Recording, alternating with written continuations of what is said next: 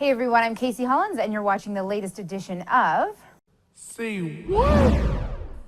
Believe it or not, I've got even more Johnny football news for you. In addition to attending some frat parties over the weekend, it looks like he was also trolling a little bit on Twitter, which he's getting pretty good at trolling everyone in the media, actually. It could be a side gig for him or something. He started by tweeting, "Last time I checked, double-digit win columns and championships are what matters."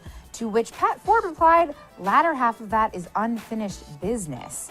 Johnny, he agreed. He said, "You're exactly right. Latter half of that tweet is unfinished. Fortunately for me, I have 3 years of eligibility left. Hashtag gig 'em, of course." And Joe tweeted at him, "Yeah, you have 0 championships. Hashtag gig that. Hashtag boomer sooner."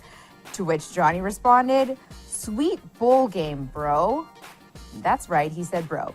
Matt Hayes tweeted at him, "Just win, Johnny. You finished 3rd in the SEC West and were 5th or 6th best in SEC overall." To which Johnny replied, "We finished the number 5 team in the country.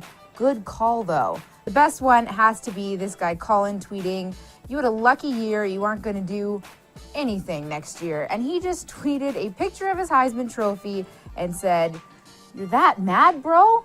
Bro, twice in that whole Twitter rant. Now, not that I'm surprised, before I let you go, I have one more gem of a tweet for you. It's from David Price, and he's actually calling out somebody on, it looks like, the Boston Red Sox staff for wearing a t-shirt with some bad grammar.